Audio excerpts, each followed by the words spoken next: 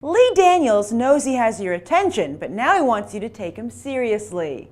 You're watching Beyond the Trailers review of Lee Daniels, the Butler. I am thrilled to be working with all of you over the next 4 years. Dr. King. What do your daddy do? He's a butler. Young brother, the black domestic play an important role in our history.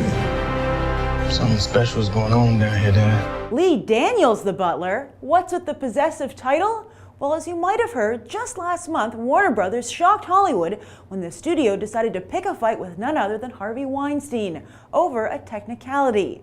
Turns out that way back in 1916, Warner Brothers released a silent film called The Butler and went to the Motion Picture Association of America claiming audiences might mix the two up.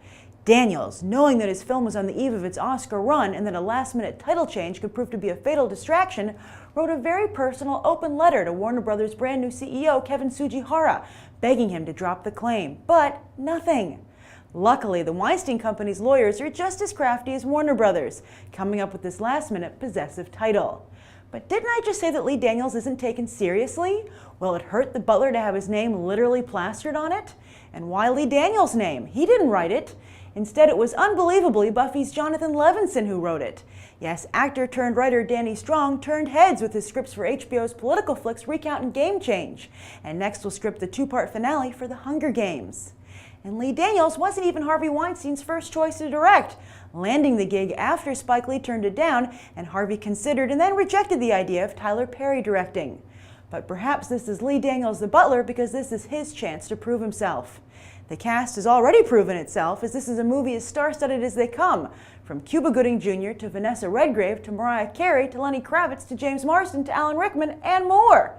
Forrest Whitaker already has his Oscar for 2006's The Last King of Scotland, and while Oprah is returning to the silver screen for the first time since 1998's Beloved, which is kind of a big deal, she was already nominated for The Color Purple back in 1986. And yes, Lee Daniels is no Oscar rookie himself. He produced Monsters Ball, which won Halle Berry her Oscar, and was nominated for both Best Director and Best Picture for 2009's Precious, which won Monique her Oscar, as well as the Best Adapted Screenplay Oscar for Jeffrey Fletcher. But alas, those aren't the only films Daniels has made. He also made 2004's The Woodsman, which focused on a child molester played by Kevin Bacon, which won little critical praise or even attention. The 2005 thriller Shadowboxer with Helen Mirren and Cuba Gooding Jr., which failed to make even $1 million at the box office. And most notoriously, The Paperboy last year, which was practically laughed off the screen at Cannes for what was perceived as over-the-top camp pulp. And in fact, the reaction to The Paperboy was so bad that it made it appear as if Daniels had ridden the coattails of hot-button issues to the top rather than having any actual artistic talent. To prove it's the latter, Daniels has removed his usual crutches of sexuality and violence, instead going mainstream. Indeed, there is no demographic less forgiving. So last year, I talked about how Quentin Tarantino really broke down barriers with Django Unchained, because he made a film about slavery, which is something that Hollywood hasn't really done. With the exception of Roots, which was a television film, while they've covered the Holocaust extensively, the horrors of war, rape in America, women's rights, politics, they've covered a ton of things. But Hollywood has never really addressed slavery in America. America has really not addressed it very much. So when Tarantino did that in a very powerful way, everyone took notice because of that. And also it was a good film. But on that note, this year, you have a ton of films that deal with race relations. You had 42, The Story of Jackie Robinson, Fruitvale Station, The Butler now, and then later this year, 12 Years a Slave. And interestingly, a number of these films are from African-American directors. But with such an influx of films, it's no longer just enough that they exist, but now the conversation starts to turn to which are the good ones. I will say, I thought 42 and Fruitvale Station were both very good. And when I came out of Fruitvale Station, I was like, wow, Oscar winner across the board. Harvey Weinstein sure has a winner here. But then, while I was watching The Butler, I almost felt bad for Fruitvale Station because The Butler just completely steamrolls it.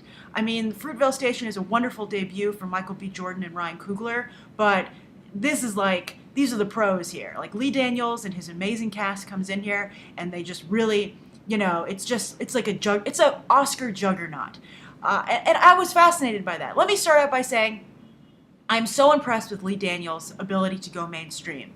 I was one of the few people who kind of got what he was trying to do with The Paperboy. I liked the film. If you check out my review, I thought it had a lot of strong merits. I think he really did a great job capturing life in the South. I think Lee Daniels has a tremendous gift at, depicting the voices of the oppressed, be they, other, non-white, races, women, the poor. I think he's really good at that, and he does so in a really respectful way that it's unusual to see. Very honest.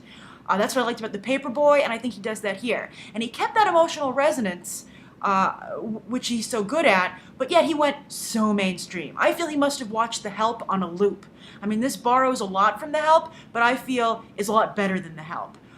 Which is interesting. I think he takes what was done there and does an even better job, because I felt that, to me, The Help was lacking a little bit dramatically. I thought it was a very fun film, but The Butler is able to be fun. I mean, even when I was watching it, I feel like the Weinsteins could have a franchise here. I could see this going on to be like a play or a musical.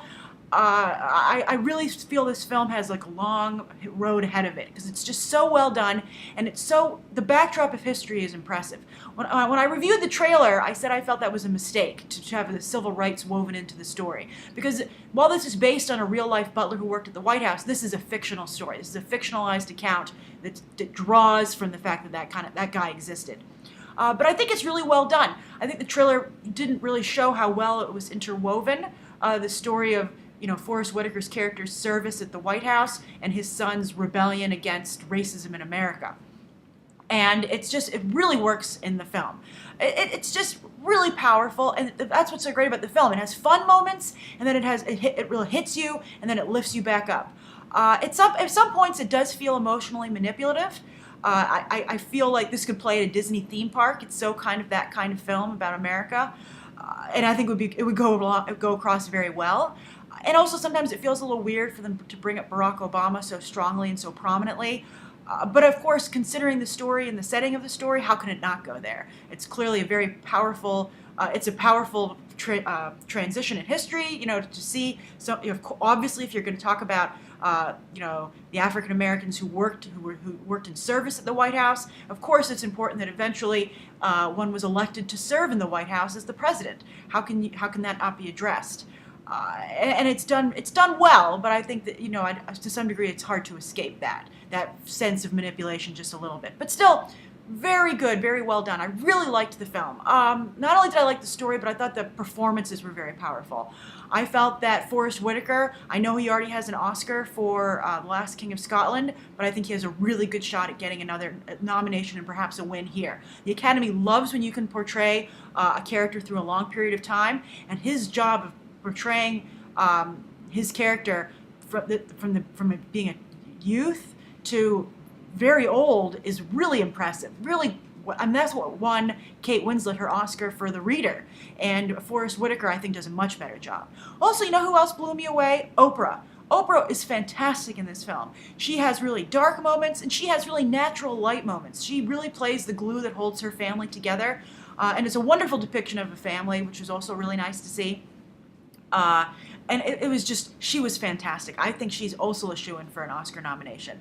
I feel that a lot of people here could be. I think everyone did a nice job. I will say, sometimes the celebrity cameos, some people laughed because they just came out of nowhere. It was such an unending sprawl of celebrities. There's a celebrity. Oh, there's John Cusack as Nixon. And that was the one that got the biggest laugh, actually. But I have to say, I thought John Cusack did an interesting job with his portrayal as Nixon. I think I liked what he did with it. I thought it was interesting, and it was, I think, effective. I mean, none of the celebrity actors playing the presidents are particularly as powerful as, the core cast that are portraying, Forrest Whitaker and his family. They're more caricature playing the presidents, but they get the job done. And I think that's the fun part. And I keep bringing up fun, and you might think, well, this is a dark story. How can it be fun? It's an uplifting story with fun moments. And that's the brilliance of The Butler. I feel The Butler is not only engineered right up, when I watched The King's Speech, I was like, wow, this is just made to win Oscars. And when I watched The Butler, I felt the same way. But I also feel it's made to appeal to all audiences across the board, multiple demographics, and I feel The Butler could be a surprise box office hit. This might be a slow burn for this film. People might have to discover it. And it also, I'm sure, will gain momentum as it gets more and more nominations. But I urge you to go and see it right away so that you can be on board right at the beginning and be like, oh, what, The Butler? I knew that was going to be big. I saw it. I didn't have to be told to see it. So I was surprised. I was not expecting much. I actually saw 2 movies that day when I went to see it for screenings, and this was the second one, and I was like, oh man, is this just going to be like propaganda? And I was just really impressed. It was really masterful filmmaking. I really loved it. It's one of my favorite films of the year. So sorry, Fruitvale Station. I'm sure you're going to get nominated, but I think The Butler is going to be hard to beat for anyone. And if I was 12 Years a Slave, I'd be nervous. This is good stuff. So congrats to Lee Daniels for, sticking in there and doing a great job. I hope that he gets the respect he deserves for such a 180 creatively. And Forrest Whitaker and Oprah, I'm sure we'll see you at the Oscars. So have you seen The Butler? What do you think of this complex yet very commercial story? Write your thoughts down below. Thank you for checking out my review, and I hope you'll check out these other videos. Bye.